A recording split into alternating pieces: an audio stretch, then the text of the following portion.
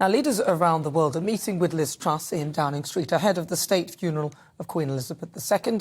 GBNews political editor Darren McCaffrey joins us live from Downing Street to give us an insight into the diplomatic meetings occurring today. So, Darren, what's happening there? What do you think Liz will be talking politics as well as everything else? I think she will, though Downing Street are pretty insistent that on the whole these meetings are an attempt and a moment for those world leaders to share their thoughts, their memories and their tributes about Queen Elizabeth II. At the moment, probably see the car parked outside, the President of Poland, President Duda, is currently in there. A bilateral meeting with Liz Truss started, just at 3 o'clock, so just over half an hour ago. It looks like he's about to leave. We've already, though, seen Justin Trudeau, the Canadian Prime Minister, inside, Michael Martin, the Irish Prime Minister, the Taoiseach, in there as well. Clearly, there are lots of political issues that they will want to talk about as well, not least of all for the Polish President. That would be, for example, the war in Ukraine and indeed the support that actually Poland and the UK have been providing Ukraine in recent months. With the Irish Prime Minister, clearly Brexit will be a big issue discussed. I'm just going to sound out a shock because I think we are about to see the Polish President leave. And all this, of course, while at the same time, maybe not. I think that was just to let Larry out, Nana. Then at the same time, all of these world leaders are going to go down to Buckingham Palace a little later on for that big reception. We've never really seen this number of heads of state, princes, kings, prime ministers, presidents here for a very long time, if at all. Certainly not since the state funeral for Winston Churchill back in 1965. So maybe unsurprisingly, Liz Truss, as a new Prime Minister, is using this as an opportunity to meet with some of the meet with the leaders from across the world. Though she was meant to meet with Joe Biden this evening, the US President, who's also in town. That has not happened. We think he may well have cancelled on her, but they are going to have a full bilateral meeting in New York when the Prime Minister's there a little later on this week. So, as I say, it is a big moment for Britain, this.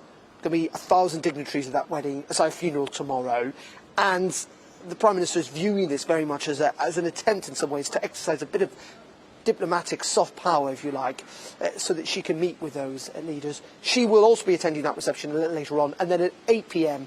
we're going to see the Prime Minister, Nana, here on the street, outside Downing Street, as she, along with the rest of the nation, observes 1 minute of silence to Her Majesty the Queen. It's quite incredible, really, that the Queen, as bringing all these people together for her funeral. Of course, it really is testament to how incredible she was. I'm wondering, from there, do you think that with regard to the Commonwealth countries, there might be a discussion about that as well? Because a lot of the Commonwealth countries are thinking of removing, obviously, the King Charles now as head of state. Yeah, indeed, it's really, really interesting, this. I don't think that conversation, frankly, Nana, has been had this week, or I don't think it'll be had in the weeks and months to come. But will it be had in the years to come?